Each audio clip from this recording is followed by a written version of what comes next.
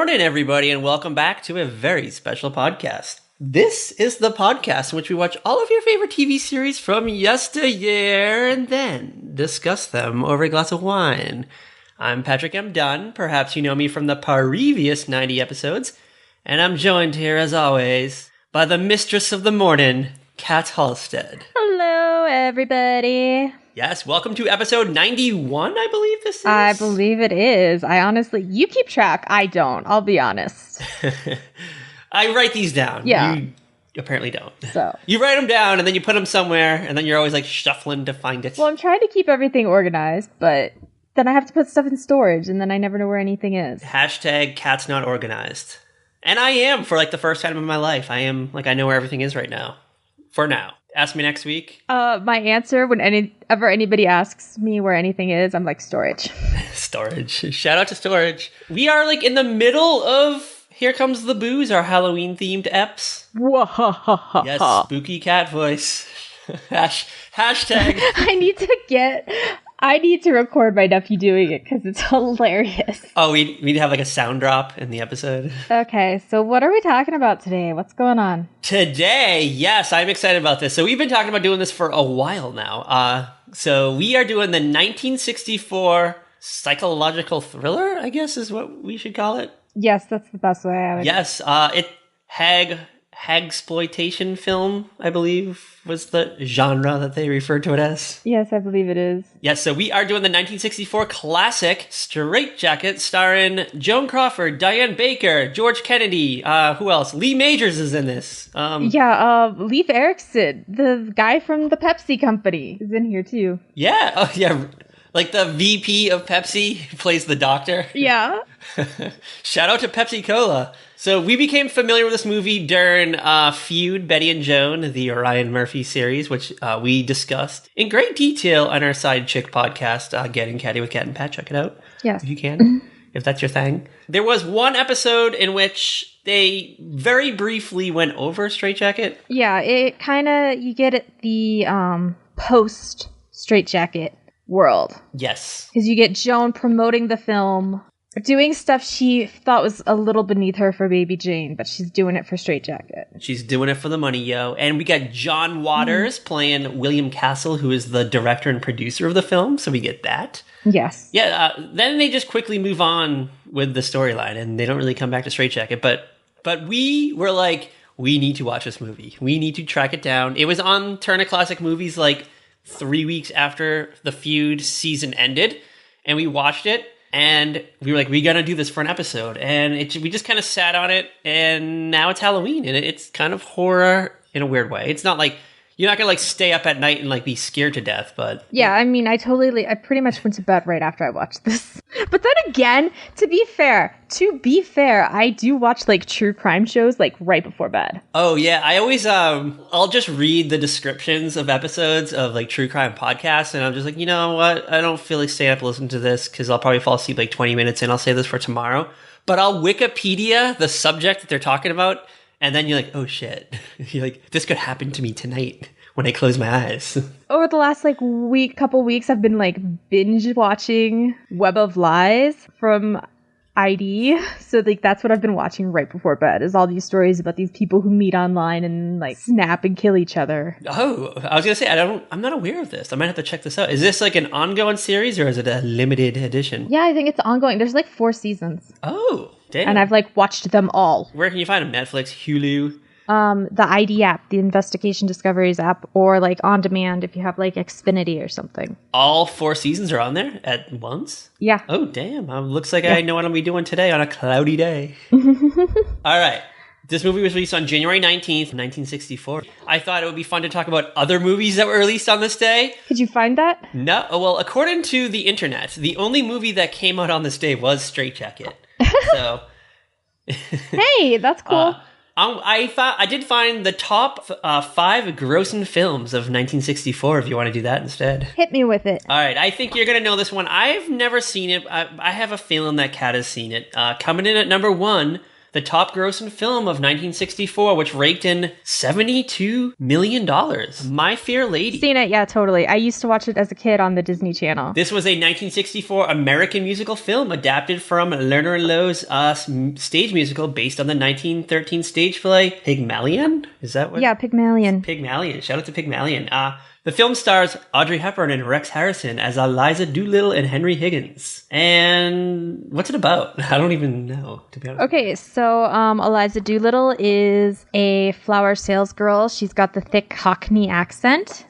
Rex Harrison is the doctor whose name I am totally spacing. I want to say Doolittle, and I know that's not right because she is Eliza Doolittle. I just said it. It's Henry Higgins. Henry Higgins. Yeah, sorry. I haven't finished my coffee yet. Okay. Cat needs to clean the potatoes out of her ears. To be fair, he also plays Dr. Doolittle. Oh, I was going to say, is this tied in with Dr. Doolittle in a way? Like, yeah. That's the only Doolittle I know is The Good Doctor. And I think it might be a Pixies song too, maybe. So he and his friend make a bet that he can't turn like this flower sales girl with the Cockney accent into a proper lady who speaks with proper diction and everything. And then he falls in love with her along the way. So it's kind of like a 1960s version of like She's All That. Like there's a sick bet between friends. Look, what do you think She's All That is based on? My Fair Lady? What do you think? You think you're right? I'm going to say yes. Well, you're going to have to say it. You can't shake your head yes at the camera. I'm sorry. I'm just like... Anyways. Well, hey, I just put this together in my mind. I have never seen My Fair Lady, but I have seen She's All That. I have seen that a million times, and now it's all slowly coming together. So shout out to 90s teen rom-coms for dipping into the classics. That's basically all. Like, hello, Clueless was based on Emma. I knew that, but... And 10 Things I Hate About You is like a one of the Shakespeare ones. Is Much Ado About Nothing. I thought it was Taming of the Shrew, actually. Oh yeah, it is Taming of the Shrew, sorry. Actually, it's kind of... a hybrid? Yeah, I think it's a hybrid. Basically, all those teen movies were based on, like, classic lit. Including Disturbing Behavior? Yeah, probably somewhere. There's probably some, like, weird, random, like, Lois Duncan book it was secretly based on. Yeah, probably. All right, are you ready for the second top grossing film of 1964? Let's find out what it is. Tell me. Sean Connery as the fictional MI6 agent James Bond in Goldfinger! Aha! Yes, we learned a few weeks ago that Kat has never seen a James Bond movie. It is true. Yes, I almost said GoldenEye, which is the Pierce Brosnan one, but this was... Honestly, I don't think I've ever seen this one. I was gonna go into great detail of what it was about, but I know it exists. Mm-hmm. Okay, what was the next movie? All right, I know you know this one, and I know this one too. Mary Poppins. It's a spoonful of sugar helps the medicine go down. Starring our gal pal Julie Andrews, our homeboy Dick Van Dyke, and music. Lots of music in this one. We know this. Kat was just humming one of the ditties, and we also have supercalifragilisticexpialidocious. Did I say that right? Supercalifragilisticexpialidocious. All right, pop quiz. Can you spell it? No, I cannot. I was going to just give it to you anyway because I don't have it written in front of me, so you could have won that. Listen, even if I could, I wouldn't attempt to. All right. What are the rumors about there being a new Mary Poppins coming out? It's not rumors. It's happening with Emily Blunt as Mary Poppins. Yeah. Emily Blunt. Yeah. How do you feel about that? Yeah. Listen, I'm not, like, dying to see a new Mary Poppins, I'll be honest. Like, here's the thing. You can enjoy Mary Poppins once in a while. For me, personally, it is not something I can sit and watch 25 million times. And they're gonna CGI-ify it. It's gonna not be as cool. It's not gonna, like... It's just not going to have the same magic. I'm sorry. It's just not. Yeah, part of what made Mary Poppins pretty cool because it was like the first time probably ever you saw people and animated characters together at once. It's definitely early on when you could actually do that and it actually didn't look totally weird. Like, it fit the story, it fit the world. Now it's just going to be like meh, like overproduced, overpolished. Like, that's part of the charm of Mary Poppins and Bedknobs and Broomsticks, etc., you know, is that old school special effects. Yes, and we accepted them and we moved on. And now it's going to make trillions of dollars. People are going to like, little kids today are going to watch the original and just fucking shit all over it and not give a fuck about it. Yeah, trust me. I live with a little kid who, if he could see like flashy new special effects, he just doesn't care about like the old school stuff at all. He doesn't care about like Rudolph the Red-Nosed Reindeer stop motion. Like, okay, well, he likes Rudolph, but if they made a new Rudolph... If they made a new Rudolph where it wasn't like that, he'd probably be more into that. All right. Are you ready for the top 4 grossing film of 1964? Yeah, tell me. All right, I've never seen this. The Carpetbaggers. I've never seen it. All right, this film is a landmark of the sexual revolution of the 1960s. It ventured further than most films of the period with heated sexual embraces, innuendo, and sadism between men and women. Much like the novel, where there is sex and or sadism every 17 pages. Every 17 pages is like so specific. We'll have to check it out. Oh my gosh. We're gonna go to the library tonight, get some old-fashioned lit, and just count the pages. We'll see if it's actual and factual. Be like 1, 2, 3, 4. Oh, nope, this was 16 pages, not 17. I'll give it to them because it could depend on the size of the book that you have too. You might have like the hard cover or the tiny ass paperback. The size of the print and... Yeah. All right. Are you ready? Top grossing film. I am as ready as I will ever be. And this shocked me. Making his second appearance this year in film. Sean Connery as James Bond in From Russia with Love. Ha ha ha, 2 James Bond movies. I am like totally not shook. 2 James Bond movies in 1 year. I'm pretty sure I've seen this one. This is about James Bond and he fights bad guys. Russia probably. And there's some love in there too. Probably. Yeah, this is like must have been like Marvel movies where they had them come out like every 6 months or something. Probably because they didn't have all the special effects that we have now. Didn't take like 6 months just to add like the background to a green screen. To add like a CGI Captain America shield floating through space or something. Yeah, exactly. Or like Spider-Man web slinging his way over New York City. Exactly. Or just like a weird 10-second Incredible Hulk appearance that takes like 2 years to make. Exactly. We didn't have all this crap, so they made movies faster. Yeah, shout out to making movies faster. We want that to come back. Yeah, let's get some movies going. Yeah, if you can churn out like 24 episodes of Marvel's Agents of S.H.I.E.L.D. per year, then you can churn us out some... I don't know, at least like maybe 2 Spider-Man movies. You could probably not do a Doctor Strange and not do a Thor. Well, I think Thor is actually kind of popular. I mean, I saw the first 2 and I don't really care. I'm going to be honest. I have actually not made it to watching the Thor movies yet. You don't need to see them. The third one looks good. Ragnarok or whatever the fuck it's called. Yeah, like I just, it's like, I tried to watch one day and I just like... I got distracted because I had everybody pulling me in 25 different directions, so... I was going to say, like, or did, like, Family Feud come on and you're like, you know what, I'd rather just watch Steve Harvey instead. No, but we're getting close to Aunt Kat's about to lock herself in the closet for a day and just get quiet time. Ooh, she's going to be drinking in the closet alone at 36 years old. Chugging wine in the closet like... And then coming out, you're going to be like Patsy from AbFab, just stumbling all over your house. Crazy Aunt Kat's in the closet drinking fucking rosé or Pinot, whatever the fuck you drink, I forget. Moscato. Pink Moscato, right? Yes, pink Moscato, preferably. So if anyone's looking to get Kat a Christmas present, tweet us at Very Podcast and we'll tell you her P.O. box where to send it to. All right. Are you ready for some...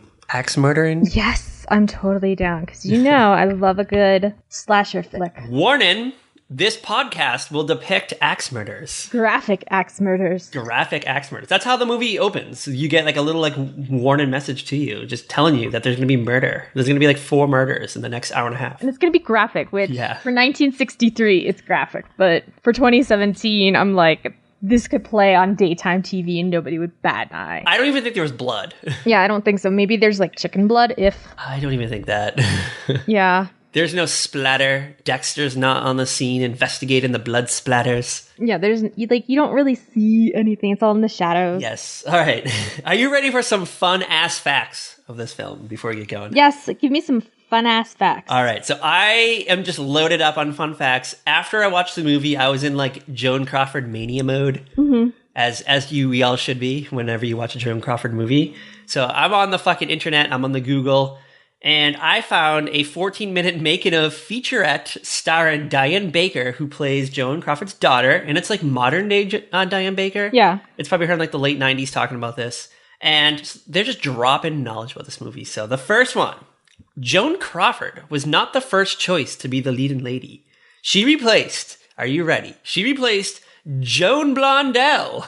You mean the sister of Olivia de Havilland? Isn't that Joan Fontaine? Oh, it is. Never mind.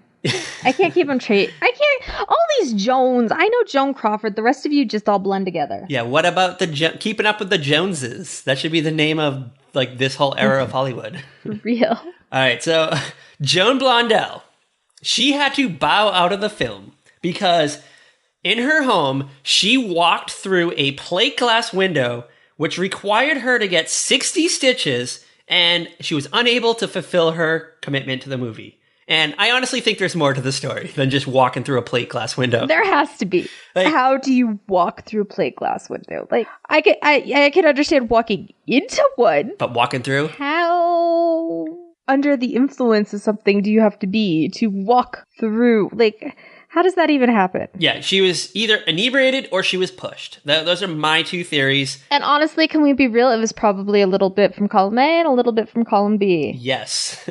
And a little bit from column C. I'm talking about the pills. So, yeah. I'm thinking like a plate glass window. I'm thinking, those slide-in doors. That's what I'm thinking. Those are pretty thick. I don't know about in the 60s how they made them, but today they're pretty thick. Even then, still, they had to be like somewhat thick, or why else would you have like this giant thing of glass in your house? Because you don't want a bird to crack it. No, or you don't want the Santa Ana winds blowing through it. Yeah. I want to know the story of how she walked through the plate glass window. I need to know more. And we fucking definitely know that our girls Hedda Hopper and Luella Parsons, they must have fucking buried the hot gossip that was behind this. Probably. Like maybe they owed like Joan Blondell a favor, and Joan's like, you know what? You don't need to pay me back. How about just bury the story just so they don't find out of my wild night in Palm Springs or something?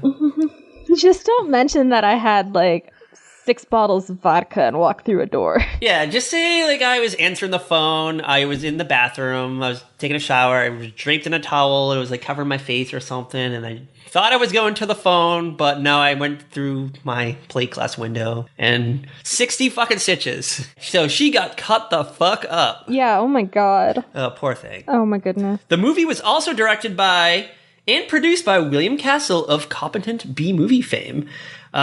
He was mostly known for his wacky film gimmicks, such as in 1958's The House on Haunted Hill, where he floated skeletons with red-lighted eye sockets over the audience on wire hangers. And this would appear whenever in the movie a skeleton fell down from the ceiling or something, a skeleton would fall down above the audience, and they would freak the fuck out. Dude, that'd be kind of awesome. Yes. Interactive, that's actually kind of cool. Yeah, so he was known for doing stuff like that in film. However, for this movie, there wasn't any gimmicks. It was just... So, you know what? You can't do that shit today. Oh, definitely not. There would be pandemonium. You can't pull shit like that today. Fucking assholes. All right, so William Castle had a vision. Before he started working on the movie in pre-production, he wanted to work with Robert Bloch, who was the writer of Psycho, and he wanted to work with one of the stars of Whatever Happened to Baby Jane. So when Blondell had to bow out, he swooped up Joan Crawford, but with stipulations. But of course. She wanted script and cast approval, a $50,000 salary, and 15% of the profits. And as soon as production started, she fired actress Anne Helm and replaced her with Diane Baker, cited that she had numerous problems with Anne Helm. And I looked her up. She was a fucking fox. So I have a feeling it had to do with Anne Helm was so much hotter than Joan Crawford. Let's be real. Joan actually looks pretty damn good. It's hit or miss. You can tell that she fucking caked herself in makeup. Yeah. Which goes on to my next point. Another odd demand for Crawford. She insisted that the set remain at frigid temperatures throughout filming because it preserved the makeup on her face and contracted her wrinkles, making her appear to be younger. You gotta do what you gotta do. When you got hot bitches like Diane Baker in the movie, or prior to that, Anne Helm, you had to look foxier than them. Oh, that's very true. Sorry. I had a sneeze attack. And what do you think of this? So, all right, so Joan Crawford, I did the math. So she was about 58 or 59 when filming of this movie was done. She also insisted that her character be in her 40s. Okay, this goes back to the whole, Hollywood is ageist, sexist, all that bullcrap. Yes. Remember what Jack Warner said in Feud? Like, all that misogynistic crap. Like, hell, that shit is still going on in Hollywood right now, so... But I wanted to bring up something else, though. So, Joan Crawford is probably the same age as the actresses who play her sister-in-law and her daughter's boyfriend's mother. Uh-huh. But I love how those actresses, like, aren't all as dolled up as Joan Crawford. Well, okay, first of all, they are not Joan Crawford, so they don't get to be all dolled up. Because, well, also, then you have to, like, look at it. They're, like, these women who live on farms. Though the one family is, like, super wealthy because the wife is, like, draped in gems. And she's wearing ball gowns all the time. Yeah, but her makeup is not as good as Joan Crawford's, though. And Joan Crawford's just supposed to be, like, a just out of an insane asylum, and she's looking fucking fierce. But that's also part of the story, is her daughter gives her that makeover. That is true. Yes, let's get into this movie. Yes, so the movie opens, we meet Frank Harbin, husband of Joan Crawford's character Lucy Harbin. And is it Carol, the daughter, who's narrating in the beginning? That's what I assumed. That's what I think. That's kind of what I think is that she's narrating. Yeah, so she's narrating the story, and we learn through narration that Frank is 7 years younger than Lucy, and that he married Lucy because she owned property, but she did not own him. Ooh. Yes. All right, I thought this Frank is 7 years younger than Lucy is stretching it quite a bit, methinks. I don't know about you. Yeah, probably. Like, okay, so here's the deal. Lucy was already married. An old man. She was married once to an older guy who died, so that's why she has, like, land and money. And then so she, like, marries this young hot guy. She gets herself a boy toy, and she ends up falling in love with him and marries him. Yeah, she falls for him. But he's only in it for, like, the money. He's in it for the money and the land. And the land. He just wanted fucking land. That's all he wanted. He just wanted the land. And it's not like they have, like, a huge house or anything. The daughter's sleeping in, like, the living room right outside the bedroom. Yeah, right next to the front door is where her bed is. But then, okay, so it would be 43, yeah. What was probably considered money when they got married was during the Depression. Yeah, the land was the big thing. They probably had a small live-in house on the land, but yeah, they obviously lived in a farm, so there's multiple buildings and they had stuff, and they probably had people that worked for them. Yeah. People that worked under them. They probably sold, like, eggs to the local people. Exactly. So, like, Lucy's out of town for whatever reason. Yeah, I'm wondering what she was doing out of town. Like, why is she out of town? Why is she out of town dressed up, like, so hot? She was dressed up. Like, I was thinking she's, like, probably, like, a burlesque dancer or, like, a high-class hooker. Like, she's up to something. Yeah. She's out of town. The husband's home. The daughter's asleep in bed. The husband comes home with, like, his high school sweetheart. Yeah, just some drunk floozy. Well, just leaves his, like, 4-year-old, 5-year-old daughter at home alone in the middle of the night. And then comes home drunk with this other woman that is not his wife. It goes to bed with her in their bed. With the door open so the daughter can see into the bedroom. Like, you get, like, a shot that's from the daughter's perspective, and you just see the bed, and you see, like, the lady laying on the bed, and you see Frank, like, climbing on top of her, like, getting ready to mount her. And yeah. Oh, it's crazy. Damn you, Lee Majors. Yeah, Lee Majors. He's probably, like, the town man whore. That's, like, what I gathered. Yeah, that's he was, like, the hot guy in high school. Like, probably, like, the quarterback. Yeah, exactly. He was, like, the hot guy who could lift, like, something heavy or whatever. Yeah, he did all, like, the heavy duty work. He probably was, like, a farmhand and worked on Lucy's farm. And Lucy was just, like, sitting on her porch one day, just sipping on her mojito or something, and just, like, watching him work. He probably, like, had his shirt off and his trousers, just, like, baling hay or something. And she's like, you know what? I need to land myself a guy like that. And with, like, the snap of her finger, next thing she knows, like, she was married to him. She just fucking roped him in. Yeah, exactly. And then he was for it probably at first, because he's like, you know, I got myself, like, a nice hot, like, 29-year-old woman or something, however old she was supposed to be. The lure of this high school sweetheart who's ready to finally give it up, even though he's married to another woman, was just too much for him. And so Lucy comes home. In the middle of the night. And she looks in the window. In the middle of the night. She comes home in the middle of the night, all dolled up. Her charm bracelet's jingling. We have to get to, like, fashion corner right here for when Joan Crawford steps off that fucking train. Okay, let's talk. She comes off that train. We get, like, a shot from her toes up to her head. And it's like that slow camera pan. Yeah. And she's wearing these, like, expensive fuck me pumps. She's got this floral sundress on. That's probably the latest fashion. Then she's wearing this like sweeping gorgeous wig. It's obviously a wig, but well, yeah. Well, it was supposed to be her hair, but it's a wig. it looked like out of the times, like she was like from the future or something. It's just wild wig, and then She looks hot as fuck. And okay, again, she's coming home in the middle of the night. She doesn't have any bags with her, so it's not like she was gone for that long. no, and she takes this like sexy drag off her cigarette, flicks it, and her husband's not there to pick her up. She doesn't call a cab. She just fucking walks home through this town. It's probably like midnight. Yeah, she walks home in fucking high heels. Like a badass. And then my favorite part is she gets home and she looks in the bedroom window. Yes, so There's so much about this that is just like weird to me. Like, why would you look in your bedroom window? Like, I guess there was a light on or something. And she's like, what's going on? I was trying to figure this out. I didn't play the movie back to see what happened, but did the girl drive? I don't remember if we saw a car or not. She might have been driving. That's what I think. Like he might have been too drunk to drive, and I think she drove him. But I could be wrong though. I got the impression that like she saw the car and she was like, "Whose car is that?" Or like, "Why is the car parked there and like not in the spot that it should be?" Because it was just like right in front of the house, like in a weird spot. Okay, good point. Good point. And so she's like, "Huh, you know what? I'm gonna go look in the window for some reason." Or like maybe she just wanted to like go in and look at her hot husband. It's just like, you know what? I'm gonna like get a good look at him. Sleeping with the moonlight like washing over him. Yeah.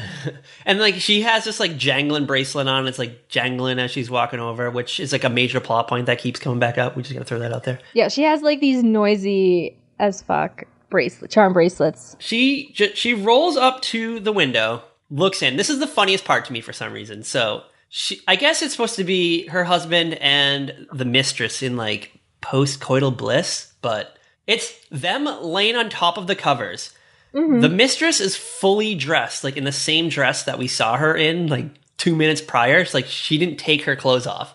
Lee Majors, like he has his shirt off, but he's wearing his pants, and they're laying on top of the covers, like side by side. They're not like embraced in each other's arms or anything. They're just laying side by side like they're already dead. Like they're lifeless. Yeah, and can we be real? The covers don't look like they were doing anything on top of them. No, like it looked like they might have been too drunk for actual sex, and they might have just like dry humped for a bit and then just like rolled over and fell asleep. Yeah. But regardless, Lucy is fucking distraught. And we get a scary-ass close-up shot of Joan Crawford's face with the light focused on her death gaze and those fucking eyebrows. Her iconic, amazing eyebrows. Yes, and they're scary as fuck in this movie. Like, whenever... We get a lot of, like, close-up Joan Crawford shots in this movie. Mm-hmm. And there's always lights, like, just over her eyes. And her eyebrows are furling, and they're just scary. Like, if... She has this death gaze, I guess is what we call it. Yeah, she's got, like... Oh, she really does have, like, the best eyebrows, though. I'm jealous of those eyebrows. What would you do if you woke up tonight and you looked out your window and you saw fucking Joan Crawford death gazing you? I would probably shit myself. I would just run. I would just be like, you know what? This good thing I didn't leave an axe outside. Yeah, exactly. Because there just happens to be an axe chilling like out of a tree stump right next to the window that Joan Crawford's looking through.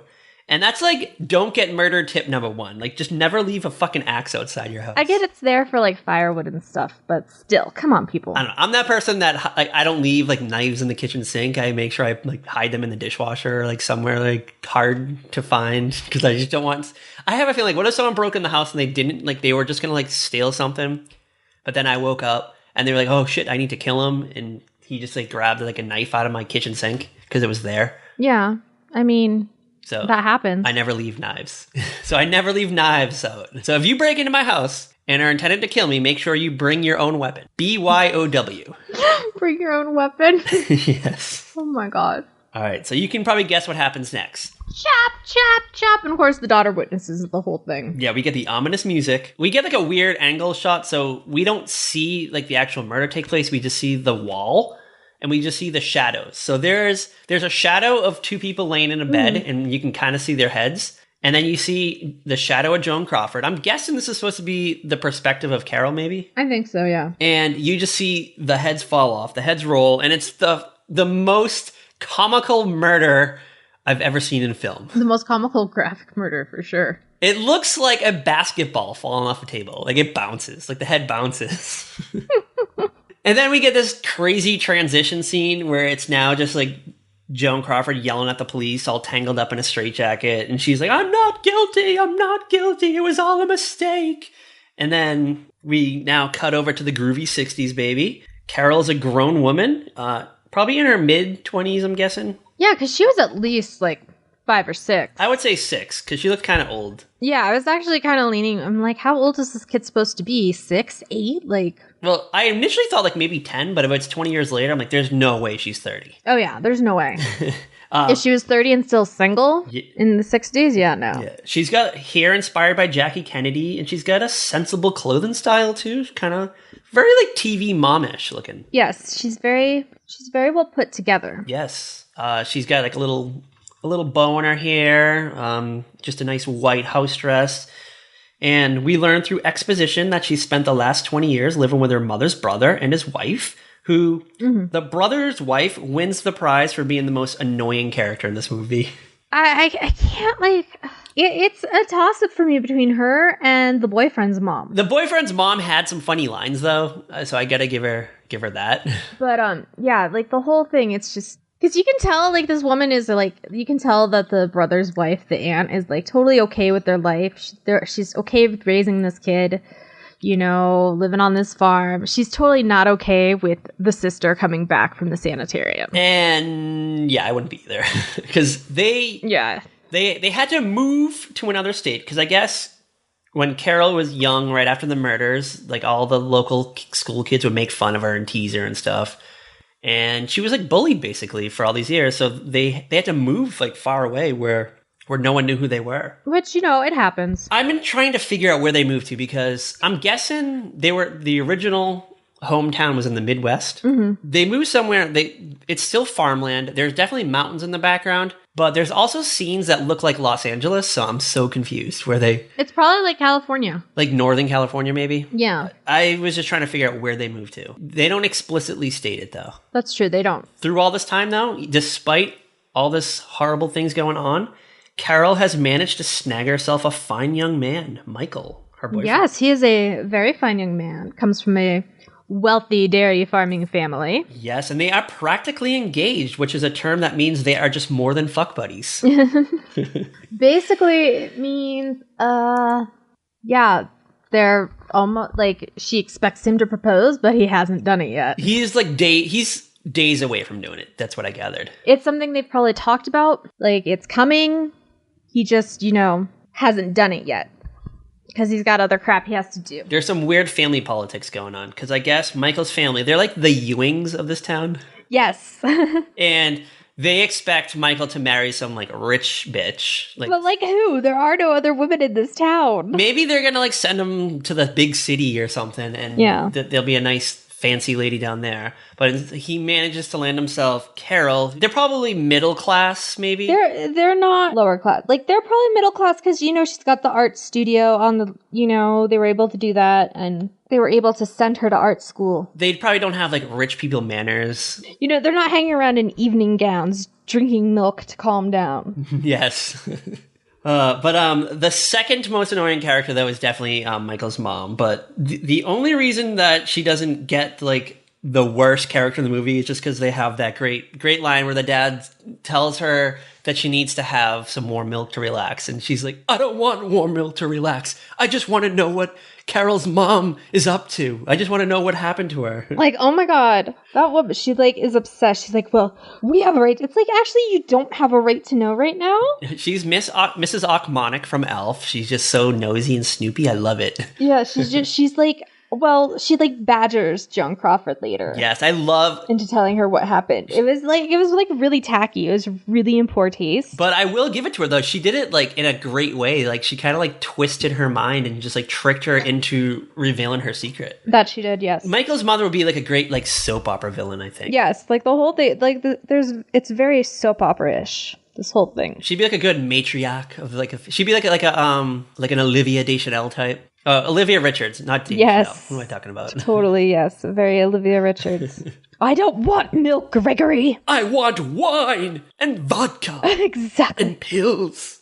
Give me my blue pills, Gregory. And, like, throw shit at the wall and stuff and, like, slap him across the face. Take your milk and shove it. Hate her children. Hate her daughter. Yeah. Get the fuck out of here. And then go and, like, fuck some, like, 22-year-old dude. And get pregnant. And then be like, oh crap, he's also screwing my daughter. Do you know what's great, though? we're still in the beginning of the movie, and we learn that back at the insane asylum, Dr. Anderson, played by the VP of Pepsi, discovered some wild new method to treat mentally unstable patients. And they are willing to release Lucy Harbin back into society on a trial run to see if it's successful. I love that there's no like indication whatsoever of like what the method is. Like I wanted to know more about it. Like, is it a drug? Is it intense therapy? Electroshock treatment? Like it's just, we don't hear about it. We know nothing. It's fantasy basically, but they had to like throw it out there though. Like there's some wild new treatment that we're going to give Lucy. And she'll be able to go home. To a place that's not really her home, but okay. But Carol, on the surface is thrilled that her mother is being released. The aunt is a little skeptical. I mean, common sense dictates that it's probably scary as fuck to live in the same house as a murderer, so I understand her perspective. Yes. Lucy walks in the door. I like that. Oh, before she walks through the door, so she steps off the train the same way that she did 20 years earlier. And she's a changed woman. Well, I mean, she's been in a freaking sanitarium for 20 years. Yeah, she's war-torn. Styles have changed. She's not getting to wear her flashy clothes. Yeah, her hair's a mess. She has no fashion sense whatsoever. But her eyebrows are exactly the same, though. I'll just throw that out there. Her eyebrows are on point. Yes, shout out to eyebrows. That was the only thing they were able to like manage to maintain in the insane asylum. They're like, you know what? We can't do your hair. We don't have like a hairstylist, but we have a good like brow stylist. We're just going to come in here and thread your brows real quick. Don't worry. That's probably part of the treatment. Yeah, there's like a really good orderly that's good with eyebrows. That's what I gathered. Exactly. But Lucy comes home. Carol and Lucy hug it out, and we get like a scene in the kitchen, and there's what's on the kitchen? A 6-pack of Pepsi on the counter. But of course, I totally have a screen cap of that, FYI. Oh, do you? That'll have to be our GIF for the episode. So if you're new to Joan Crawford, she married Alfred Steele, who was like the owner of Pepsi, like in the 50s. He died, and he like left like the Pepsi empire to Joan Crawford. So she just like hawked Pepsi in everything she did. As much as she could. Yeah, you know that video of Donald Trump throwing paper towels at people in Puerto Rico? Mm-hmm. That was Joan Crawford in the 60s, just throwing Pepsi at everybody that she came across. She just wanted people... Drink Pepsi, drink Pepsi, drink Pepsi. She wanted people to enjoy the taste of a new generation. She was like, fuck Coke. But let's be real, Coca-Cola's better. I know. And I love that picture of Betty Davis and Robert Aldrich holding like Coke on the set of like Hush Hush Sweet Charlotte, which came out the same year as this movie. I just want to throw that out there. And it got like better ratings and grossed more money than this. Oh, well then. So Carol is thrilled for Lucy to be home. Lucy's home for like 9 minutes, and she's like, all right, you need to meet my boyfriend, Michael. And Carol is just like, okay, you're back. Let's just do shit. Yeah. Lucy's like, dude, you don't need to settle in. I've been here for fucking 9 minutes. I've been in an asylum for 20 years. I have had no contact with the outside world whatsoever, except for this one doctor and a fucking eyebrow specialist. And I think I need to like get some fucking new clothes. I need to go to like a beauty shop. And Carol's like, oh shit, sorry, mom. Where's my manners? But I know it will cheer you up. Let's go on a tour of the farm. Which is where Carol's gaslighting of Lucy starts coming into play. Yes, like that's this whole thing. Yeah, this movie is fucking gaslighting 101. Like if you ever want to gaslight somebody, which is the psychological abuse method, where you kind of just like manipulate people and like make them question their own sanity and their perception and their life. Mm-hmm. So a good analogy, Carol is Scientology and Lucy is everyone who ever fell victim to the Sea Org. Yes! Yes. Leah Remini, if you ever need like a good way to get your point across, make them watch Strait Jacket. Yes. And reference this podcast. Give us a shout out, Leah Remini. We love you. Come on. I think if Leah Remini ever like mentioned us, we would probably die. I would, you know that like in The Simpsons when like Homer dies and then his like spirit floats away, then he like pulls it back down in. I would have to do that. I would die. That would be us. We'd be like, no. I would literally die. My spirit would float away, but then I'm like, oh shit, I want to go back and tweet about it. So I would like pull myself back in, tweet about it, and then die again. Carol is taking Lucy all around the farm, and they like stop at the chicken coop, and she keeps saying things like, this is where we slaughter the chickens. And they go to like the pig pen, and she's like, this is where we butcher their pigs and sell them to the townspeople. And she like repeatedly uses those words and just like leaving Lucy like noticeably shook. Yeah, like Lucy's just trying to like get her life back, and Carol is just dropping these words, and it's just like really awkward. Yeah, she's like, this is where we chop the heads off chickens. Like, oh, sorry, Mom. Yeah, oops. Oh, this is our hired help of the farm, Kraus, the creepy dude. He's the one who actually chops the heads off the chickens. And he's like this weird looking groundskeeper Willie type dude who just... Yeah, he's just like always there creeping. Like hangs around like a dark silo all the time. Mm-hmm. Yeah, he's played by George Kennedy of the Naked Gun fame and Dallas and The Young and the Restless, and still alive. He's still alive. Yes. Yeah. Diana's still alive too. I got the impression that Kraus, the groundskeeper Willie dude, he probably committed tons of crimes. That's what I... Yeah, he was definitely sketchy. And he's definitely killed people. Like, oh yeah, totally. At least 5 people have died. So, he knows what's up. He can see what's going on. There's no dialogue, I think, between Kraus and Lucy, but they seem to have like a mutual understanding of each other. Yes. Their eyes met and they just like looked at each other and they were like, "Oh, we've killed people. You know what I'm about, dude." Yeah, exactly. Kraus and Carol, they hate each other. They have like a splintered relationship. Because he probably can tell that she's up to something. Yeah, he knows. He's onto her. We'll get there. Yeah, we'll get there. Yeah. Oh, we have to get to the end of the tour. The best for last. One of the buildings at the other end of the farm is an art studio that Carol uses. It's very cute and modern looking. And Carol sculpts little statuettes of like barn animals. And then she made like a weird bust of a 1930s Joan Crawford face. Yes. And as a gaslighter, Carol is operating at an expert level because she shows her mom a disconnected, disembodied head. Yeah. Like, oh, that's super healthy to do. Let's show your mom a disembodied head on the day she was being released from prison. And it is a real bust of Joan Crawford made years ago for like another movie. Yeah. Was it used in another movie? Is that what I thought? I think it was. Hold on. It was created by Yuka Salamunch, a Yugoslavian artist, and it was presented to Joan in 1941 on the set of A Woman's Face. And she just kept it all those years. I was like, you know what? Yeah. Because she had script approval. Okay, it's Joan Crawford. Of course she kept it. She had script approval, so she's like, you know what? I want to just like implant this bust of my head in this movie so you can all remember what I looked like 20-something years ago. Yeah. So you can see where this face, these fucking awesome eyebrows, this is where it was birthed from. This awesome fucking bust right here. Yes. And then Carol is also super excited to show her mom like relics from her past. Like she's like, "Oh, I have this old photo album with pictures from your wedding of you and Dad." Yeah, like girl, she doesn't want to see this. Like, come on. And I saved the jangling bracelet. And she like shakes them because she can tell that sound is going to get to her mother. That's like a trigger? Yeah. It's like, yeah, Lucy is shook. It's like, oh, Mom, sorry, I wasn't thinking. I'm just so excited to have you back. And Lucy's just like, I just want to go take a bath and just chill. Carol's like, no. Michael's on his way over. And like Lucy bails. Like Lucy runs out of the fucking house. Lucy's like, I am not ready for this. Like, you got to give me like some time to adjust. They can't find Lucy.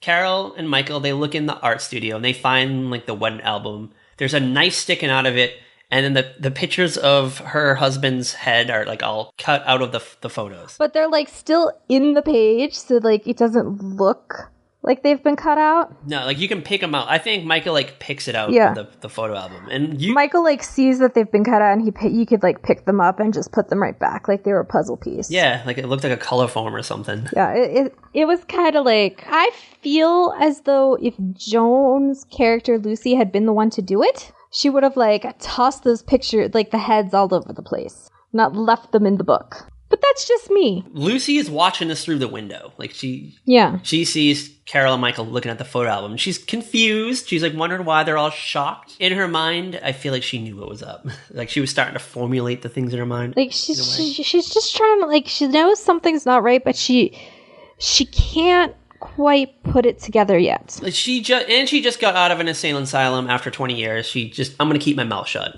I don't want to go back. I don't want people to think I'm Looney Tune. I don't want my brother's wife to be like, you know what, something's wrong with this bitch. She needs to go back. Exactly, because she will totally, like, first chance that woman gets, she's sending Lucy back. Yeah, if Lucy steps on a fucking ant, she's sending her ass back to Sing Sing. And that's when we jump to the next day. Carol is driving Lucy through what is obviously like downtown Los Angeles. Probably Rodeo Drive. We see palm trees and fancy-ass boutiques that I find is hard to believe, like, to be in the small-ass farm in town. Yeah, okay. I have lived in small as fuck towns. They have, like, jack shit. There's a Walmart if you're lucky. You gotta go into the city. Maybe a hardware store. Barely. Like, no, seriously, like, we lived in, like, a really tiny town. I've lived in a few really tiny towns. You got nothing. You, like, maybe have a post office. Maybe a Dollar General if you're lucky. Like, you gotta drive into the big towns. But did you ever have a wig shop? No. Because apparently this town does. That happens to have the same hairstyle that Lucy, like, rocked 20 years prior. Yeah, because that's totally a thing. They're walking by the window, and Carol's like, oh my god, look, Mom, it's the same haircut that you used to have 20 years ago. We have to buy this. Like, oh, you look so good. We get that glamour makeover segment where Lucy opens the dressing room drapes, and she steps out, and she's a new woman. And she looks exactly the same as she did 20 years prior, including the same floral dress. Yes, she's got the floral... It's not exactly the same, but it's close. And, oh, gosh, jangling bracelets. And Carol's just whipping out her credit card and they're just charging up a fucking storm. And yeah, everything's all gumdrops and lollipops until Lucy begins to hear some schoolgirls outside playing with a jump rope, singing an obvious knockoff of the Lizzie Borden full crime. Lucy Harbin took an axe, gave her husband 40 whacks. Like, I'm sorry, kids are not gonna, like, redo that. It's gonna be Lizzie Borden. Yeah. Unless this takes place in a universe where Lizzie Borden didn't exist. Maybe. So Lucy's shook. Carol takes her home where she just wants to, like, rest up. That is until Lucy wakes up and she sees 2 severed heads next to her on her bed. She freaks out. She freaks the fuck out. She runs into her brother's bedroom. They're like, what's wrong? And she's like, oh my god, I woke up. There was, like, an axe in the room. There was 2 heads. Which, yeah, okay, you wake up with that crap, you're freaking out. I'm sorry, I don't care how insane or sane you are. If you don't freak out, something's wrong. Lucy's brother, what's his name? Bill, I think? Bill, yeah, I think it's Bill. Yeah, and Bill's like, you know what, you were probably just having a bad dream. So they creep into Lucy's room. There's no severed heads. And we get this crazy ass scene. It's maybe like an hour later, and it's down in the kitchen. The brother, the sister-in-law, and Carol, they're sitting around the kitchen table discussing the events. And I love, like, the sister-in-law is like, I don't think Lucy's stable because only children have nightmares. She's like, adults do not have nightmares. I just want to be like, shut up, bitch. Everyone has fucking nightmares. Yeah, hello, bitch. I had one, like, just last week. Despite all this going on, all this madness in the house, like, Lucy can't keep her shit together. She's still trying to, like, adapt. Carol is like, you know what? You have to meet my boyfriend. We're going to have a little dinner party tonight or something like that. This is where Michael's cunty mother learns that Lucy was away at a hospital for many years because I think she starts asking questions. It's like, where's this woman been? She's just, like, way too curious. This woman is looking for any excuse for Michael not to marry Carol. And that's when Carol's like, I gotta go. We need to leave right now. And she storms out of the room. And we get this, like, weird dialogue between the mom and the dad. And the mom is, like, super into the son. Like, I low-key think she wants to fuck her son. Yeah, probably. I don't think there's any woman good enough for my Michael. And the dad's like, dude, fucking, he's 26 years old. Let him go. Fucking cut the umbilical cord. And she's like, no, especially that girl. There's something wrong with that girl. And I think the dad is into Carol. Because he's like, oh, she's a lovely girl. Yeah. Oh, yeah, totally. Like, come on. She's a hottie. He's fawning over her in every scene that they're in together. So, yeah, here's the thing. I think the dad has no problem with Carol. Like, he could care less what her family situation is. He's thinking she's a hottie. She'll probably make pretty babies. She'll probably be down to have as many kids as Michael can give her, can knock her up with. They'll, like, keep the dairy farm going. You know, she'll busy herself with her sculpting. She won't be like a nag like my wife. She'll be doing something with her time if she's not with the kids. And she won't be just sitting around in an evening gown being like a snotty little bitch. She'll probably like start like even like a little art studio and she'll sell stuff, like sell yeah sculptures and statues and paintings. Yeah, that's what she already does. Is she sells some of her stuff to some of the shops along the coast. That's why I think it's California. Oh, yeah, that's right. She did say the coast. Yeah. Shout out to road trips to the coast. Yeah, so, like, the mom's the snob. Yeah, fuck the mom. The mom's the snob who's just like, she's not good enough for you. We know nothing about her. And you know what? She was probably, like, a girl a lot like Carol. I kind of gathered that impression, too. Like, she seemed like a new money type of bitch. Like, yes. She just fell into this, and it's consumed her. She's been in it for, like, 26-ish years. And now she's a part of it. And now she doesn't want to, like, share it. No, she's the end-all be-all. Yes. Now, can we talk about the scene where Lucy meets Michael for the first time? Oh my god. This scene is fucking fire. This was so awkward, but also she did chug that drink. Yeah, and I feel like Joan Crawford, like, she's like, you know what? This is not my most glamorous movie. Whatever Happened to Baby Jane was not my most glamorous movie either. I want to have like a good fucking glamorous scene where I'm just sexy as fuck. And this is it. This is like Joan Crawford, 58 years old, still being sexy. Yes. There's a record player playing some like crazy big band music. Lucy's just kind of like, at first she's a little bit nervous. She's in the living room. She's alone. She's like very shakingly mixing up some cocktails. And that's when Carol brings Michael in the room and her demeanor changes like right away. Yes. She goes from being a fragile, beaten older woman to like 20 years younger in an instant. And she forces Carol to sit on the couch. She then seduces Michael basically right in front of her. Yeah, it was really awkward. And Carol is like pissed. She's swinging her hips in his direction. She starts fixing him a drink. And instead of like using the ice tongs, she just grabs the cubes with her fingers. She's like rubbing her hands over his face. I think she even like puts her fingers in his mouth. And she's just like chugging a drink. And then they're dancing around. And yes. Is that when the phone rings? Is that where the phone rings? Yeah, it's like Carol's getting pissy and the phone rings and it's for Lucy. You don't hear most of what the doctor says to Lucy. Like, you hear them ask for Lucy, but then you don't hear the actual conversation with Lucy. It was really weird. Yeah, it's like a one-sided conversation. So we learn Dr. Anderson, Lucy's doctor from the asylum, just happens to be riding through town and is minutes away and just wants to do like a stop by and check up on Lucy. And Lucy freaks out. Yeah. She starts accusing everyone in the house of calling the good doctor. The doctor shows up and is just like asking questions like what she's been up to since she left. And I'm like, it's been a fucking day. Like, it's only been a day. It's been like, okay, it's probably been maybe a week since she got released, because you consider the train ride. Yeah, like there's a weird, and like she's been there for a few days. Yeah, like I'm like, maybe there's like a weird time jump that we missed. Yeah.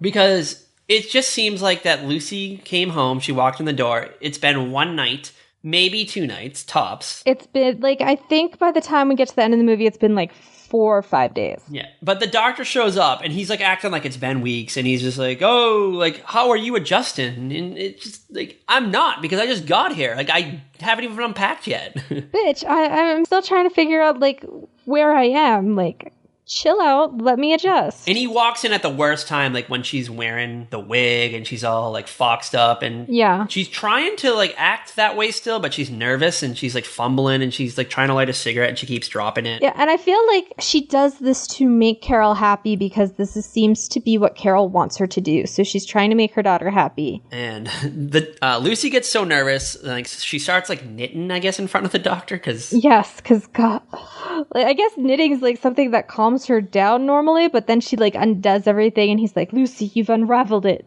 Yeah, and I love she's like, oh, throws it down and like runs out of the house. And I love that that's like the unraveling of the yarn and like Lucy running off, that the doctor's like, oh, maybe she's not ready to be in the outside world, maybe my new crazy method didn't work. Like that's the signal right there. It's just that's it. Yeah. That's the one. She dropped the yarn and unraveled. Oh. So the doctor goes in search of Lucy. He bumps into Carol outside, and he's like, I'm sorry, dear, I gotta find your mother. She's a danger to herself and others. She must go back to the asylum. And he sets off to find her. And it's just like, he's just like roaming around the farm on his own looking for her. Yeah, he's just roaming around, smoking his pipe. Yeah, he's like packing a pipe, just like chilling, taking his time. I think he talks to Kraus for a minute. Yeah, he talks to the creepy farmhand, and then he like goes into the silo. Yeah. And that's when he hears the bracelet jangling. I think that's what makes him go into the silo. Yeah, he's like, what's that sound? He goes in and checks it out, and well, he gets his fucking head chopped off.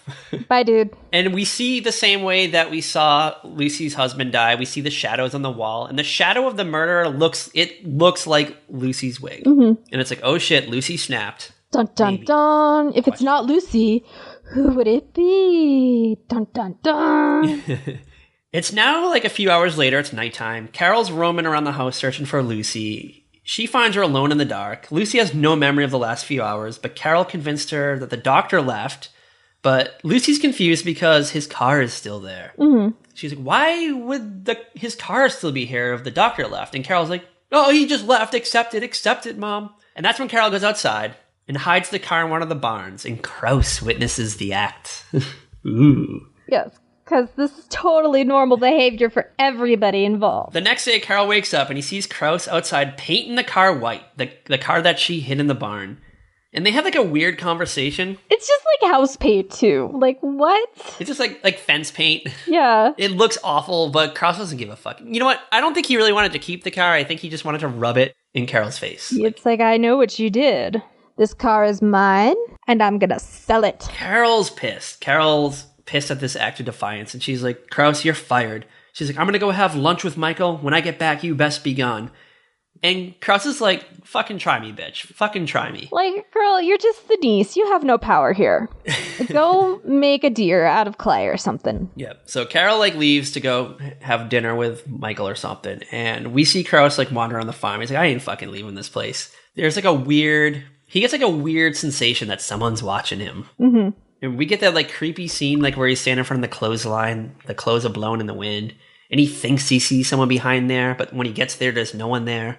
And then, like, he hears, like, the door shut to the slaughterhouse, and he's like, oh, I'm gonna go check it out. Ooh. And he gets over there, and he walks in. There's some, like, dead pigs hanging on hooks. And then he finds, like, an ice box, and he opens up the ice box, and there's, like, a bloody blanket, maybe? I don't know. Like, he starts, like, digging through it. It's probably where the doctor was buried. And just as he's, like, about to, like open up the blanket, that's when shit gets real dark. The door closes again, and we see the shadow, and Krauss loses his head. Oops. Violent acts, but graphic acts, murders. Then we cut to Carol meeting up with Michael. They're, like, under a tree. They're, like, I guess they're gonna have a picnic or something. I don't even know. And I guess they're engaged now, maybe? Maybe. They're getting closer. Like, she probably knows he bought a ring. I guess they're supposed to have, like, an announcement dinner. They planned some kind of, like, announcement dinner where the families are going to get together for the first time ever. Mm-hmm. And they're going to have it at Michael's house. This is where, like, Michael's mom and Lucy are going to meet, and they're going to meet, like, the aunt and uncle, too. This is where shit's going to get insane. Lucy's like, I don't want to go, but... Yes, Carol has a plan. Yeah, this is Carol's fucking murder 101 plot. She convinces her to wear the same sexy clothes that she bought a few days earlier. Lucy's brother and sister-in-law, they're like excited to go. The sister-in-law's like, ooh, I've always wanted to have rich relatives. Like, bitch, chill out. I'm sure it hasn't been fun having a murderer for a sister-in-law, but calm down. Rich people aren't that great. And then now, like, it's at the dinner party. Somehow Lucy and Michael's parents, they end up alone together in the room. I guess the rest of the family, like, doing a house tour or something. And Lucy accidentally drops the news that Michael and Carol are engaged, which makes Michael's mother super upset. She's pissed. Yeah, she's pissed. She's not here for this at all. So she, like, that's when she starts, like, being a total bitch to Lucy and is like, why were you gone? Why weren't you involved? What was wrong with you? What was wrong with you? What was wrong with you? Why weren't you here? And it's like, bitch, chill the fuck out. Yeah, she does it, like, kind of in a sly way, because, Michael's mother is like, oh, I know about what happened, but I don't think she really knew. She just lies. Yeah, she didn't really know. And Lucy's like, oh, like you knew about the sanitarium? And there's the way that Michael's mother pronounces sanitarium is hilarious. She says sanatorium. Yeah, the sanatorium. And she says it like 5 times. Yes. And I'm like, bitch, it's sanitarium. Like, I thought, you know what? They were probably like on... You do, buddy, bitch. I thought they were on like maybe on like a tight shooting schedule, and the actress just said it wrong like too many times, and then they just didn't have time to go back and reshoot it. Oh, please. Joan Crawford would have made that bitch reshoot. Or she would have fired her ass and hired a different actress. Yeah, exactly. I don't know. Or like maybe like they purposely wanted her to say sanatorium. I don't know. But probably. It ends up getting to Lucy, and she finally just screams out. She's like, it wasn't a sanitarium. It was an asylum. Which I honestly don't know the difference. I don't know. I really don't. Like, what kind of treatment she got? Like, was it because she was getting electroshock and not just like, here, let's do some finger painting? Like, oh, I don't know. I don't know. I was guessing maybe like a sanatorium is where sick people go, and an asylum is where crazy people go. Maybe. Like, people with like an actual physical illness will go to a sanitarium. But I feel like sanitarium's been used for like mentally unstable people too. I don't know. If anyone out there knows the answer, tweet us at Very Podcast and tell us. Yes, please. School us on the difference. Mansplain to us the difference between a sanitarium, a sanatorium, and an asylum. Yes, please mansplain that to Patrick. Not Kat, though. She'll get pissed. She'll fire off some angry tweets like the Kermit gif. The Kermit typing gif. Yeah, Kat doesn't sit for mansplaining. So then what happens is Lucy freaks out. They kind of get in like a little argument. She's like, Michael and Carol are going to be married. They're going to get married and there's nothing you can do about it.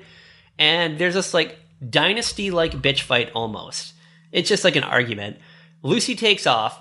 Then the rest of the family like come in. I thought I heard shouting. What's going on? Like you thought you heard shouting? Of course you heard shouting. We get two crazy women fighting. We get like way overacting Joan Crawford right here. Like this was like daytime drama stuff. I think like older Joan Crawford is like a soap opera actress level. Well, she did do a soap opera later on. The Secret Storm. Dun, dun, dun. All those years that she was looking for like a nice heavy role to do, she should have just done like Guiding Light or something. Oh my god, she would have been lit. Oh. Instead of doing like Trog. Yeah. Oh man. Like Joan Crawford today, like oh man. It would be lit if we could have had Joan Crawford on a soap today. Like, we need a Joan Crawford type on a soap. Joan Crawford as Helena Cassadine, is that her name? That was Elizabeth Taylor's role first. Well, you know what? Joan Crawford would have done it better than Elizabeth Taylor, I think. Well, it was written for Elizabeth Taylor because she insisted that Luke and Laura get married. Well, when Elizabeth Taylor got tired of doing daytime television, Joan Crawford could have swooped in. Yeah, but by then, Joan was dead. But you know what? If she had done maybe like some soaps in the late 60s and the early 70s, she might have had that fire might have still been there to keep her going. Because I feel like maybe, yeah, the last couple of years of Joan's life was just a downward spiral. It's like she wasn't going in public anymore. Yeah. The offers she did take were like horrible choices. And then there was like, she got photographed at that party where she like didn't look great.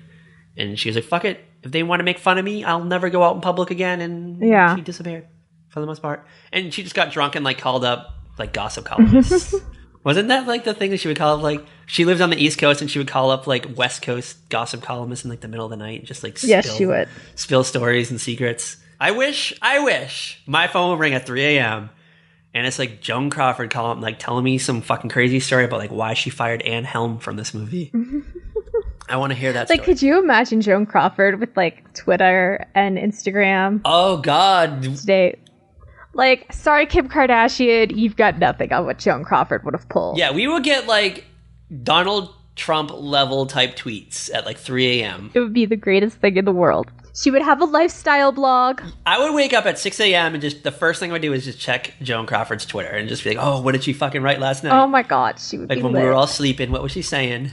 Hitting that fucking RT button. You know, she'd have her opinion about everything. It'd be awesome. It'd be great. Joan Crawford, come back to us. And then it would be, like, Twittered with like just random like lifestyle and beauty tips like use the witch hazel and ice cold water to clean your face. Oh like oh god, could you imagine like she would be talking shit about like Jessica Simpson's Proactive commercial and fucking Adam Levine's Proactive commercial. Like bitch, like that shit don't work. Use this fucking $1.99 bottle of witch hazel, this fucking free ice cubes you can make in your freezer. Exactly. It's cheaper. Oh my god. Yeah, she'd have her own brand. It would be amazing. She'd be on QVC hawking that shit. If only. It would be fucking wonderful. If only. It would be after fucking Joan Rivers was selling her fucking bracelets, it'd be Joan Crawford coming on. Yeah. And plastic furniture cover. All right. Shall we do the final act? Shall we do the final bloody act? Okay, let's get into this is where everything gets lit. Lucy takes off. All the men, so Michael, Lucy's brother, they're like, you know what, we're going to go out, we're going to look for Lucy. The ladies should stay here, and we're going to try to find her. Yeah, but then they're like, no, wait, Carol, my wife, whose name I don't know. I'll take you home first. You're going to go home and wait for Lucy in case she shows up there, and we'll go look.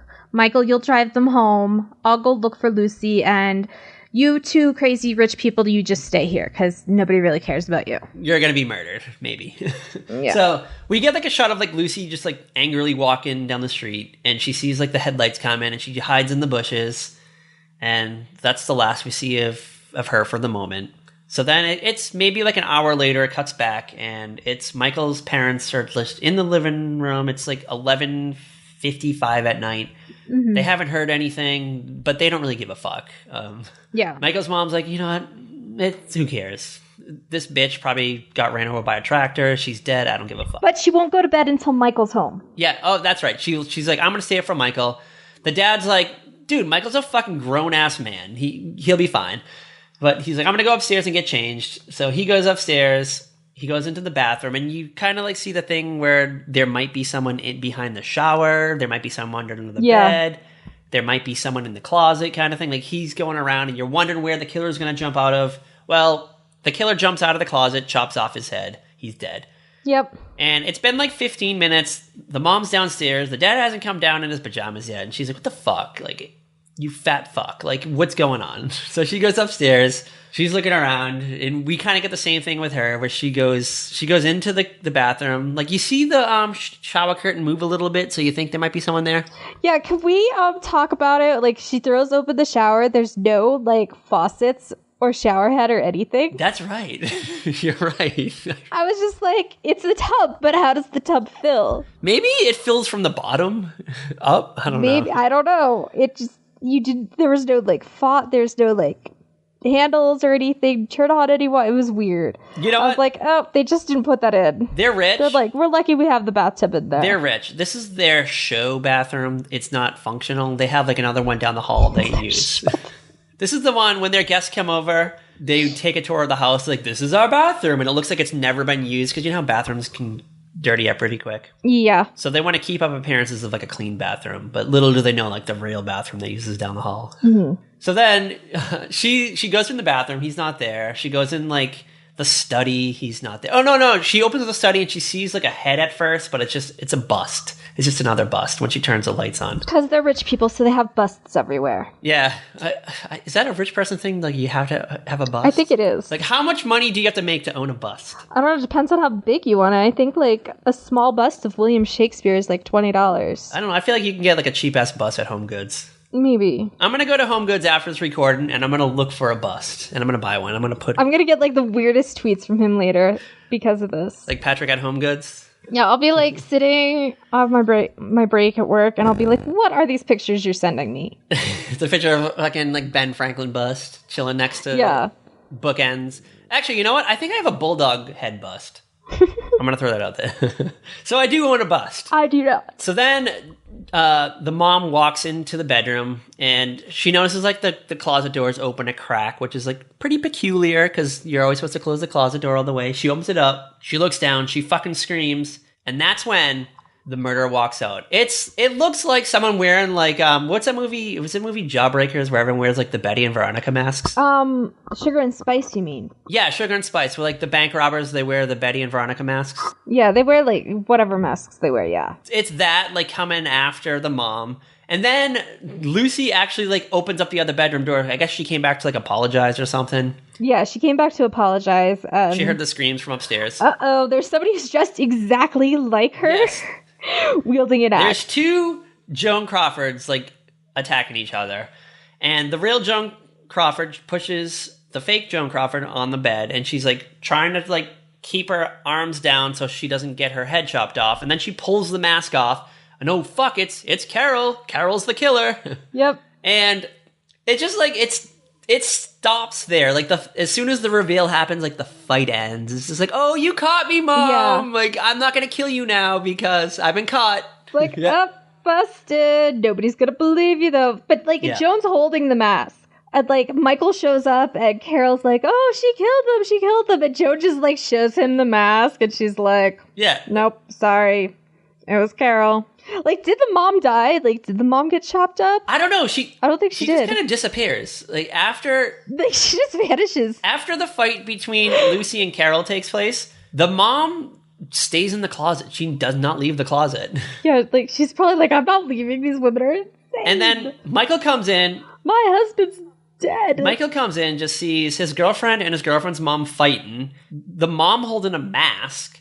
And it's just like, oh, it had to have been Carol being the killer now because Lucy's holding a mask. Well, then, like, Carol, like, admits it to this. She's like, I did it for us.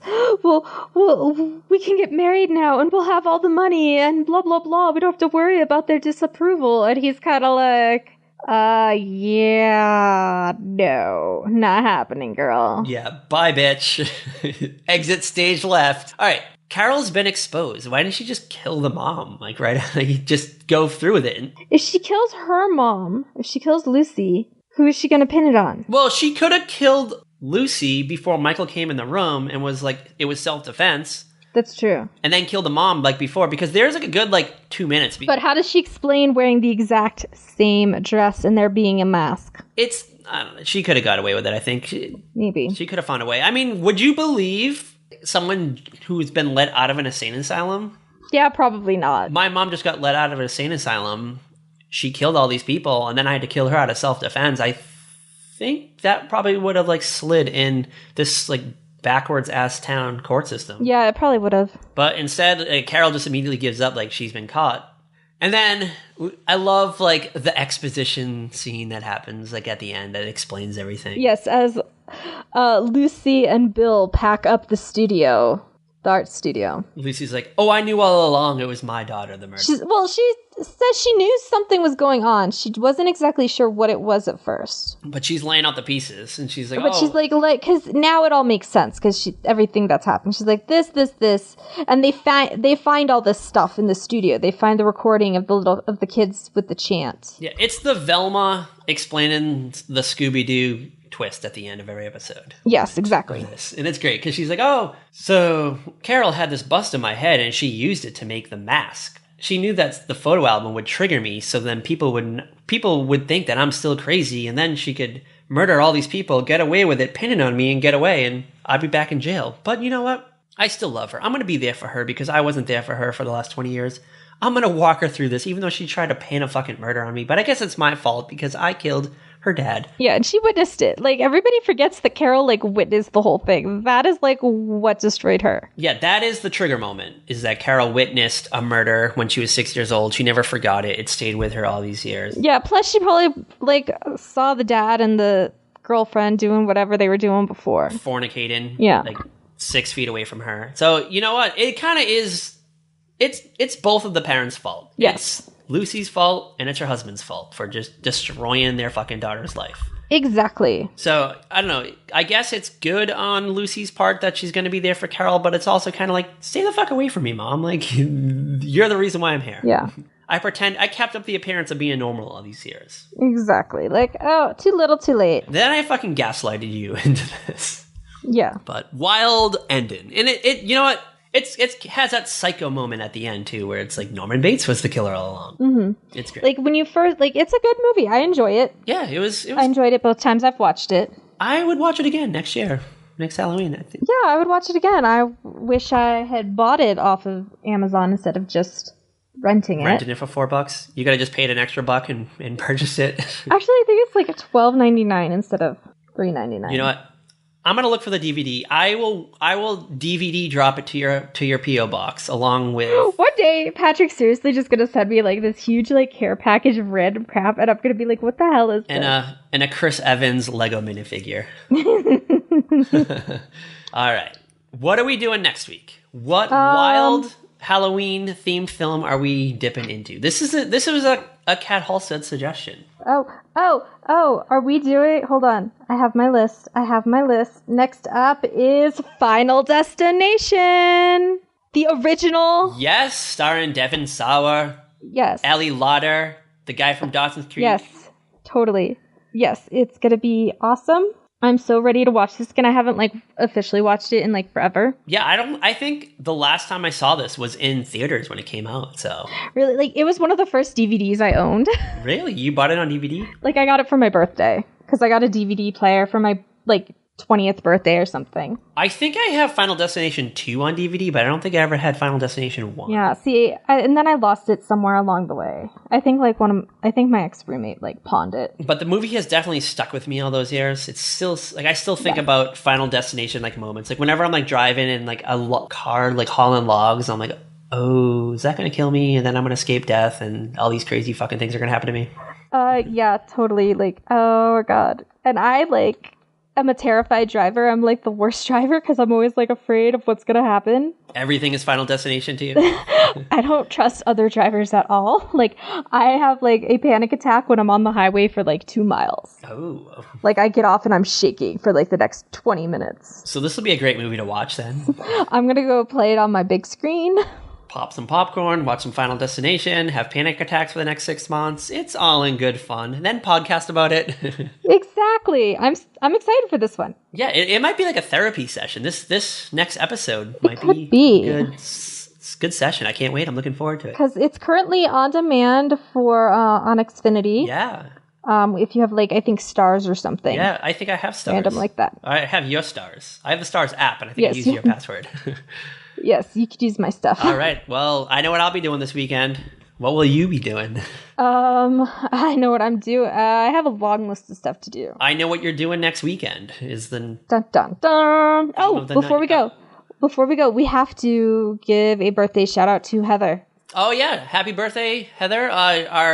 One of our biggest fans. I was going to say number one fan, but yes, we know that causes controversy. And yes, I don't need emails. And texts and tweets. Late night tweets. All right, where can you follow us, speaking of late night tweets? You can follow us on Twitter at Very Podcast. You can find us on Instagram and Facebook at A Very Special Podcast. And of course, our website, averyspecialpodcast.com. Yes, and you can also buy the Spirit Board, Kat's Halloween-themed novella. Novella, yes. Novella. You can get that on Amazon. Just search for the Spirit Board. She has a spooky new cover with a scary tree. Yes, it's only 99 cents. Less than $1. Less than a fucking dollar you can get the Kindle edition. You don't have to pay for it. Is there tax involved? I forget. You can talk about a scary Jared Leto looking demon before Jared Leto came back into pop culture. Yeah, and took over the world. Yeah, what is Jared Leto's new role going to be? Hugh Hefner. Yes, Jared Leto is going to be a Playboy millionaire who founded Playboy. Yes. Yeah, so shout out to that. So he's probably like getting into character right now. He's probably banging chicks right now and smoking cigars and wearing robes. Probably. That's because he goes all in, and Lord only knows what he's going to do to... Let's be real. That's not a stretch. That's just Jared Leto like on a regular Tuesday. Anyway. Like, the only difference now is what? He's going to shower? Yeah, he might have to shower, and he might have to like cut his hair and like slick it back a little bit. Shave. And shave. So we're going to get a clean cut Jared Leto. Shout out to clean cut Jared Leto. That's the one that Kat likes. I think, right? Or do you like dirty ass? Maybe. I don't know. It's been a long time since we've actually seen a real clean cut Jared Leto. Yeah, so Jared Leto, tweet us at Very Podcast and tell us if you're showering. And as always, bye. Until next time, peace.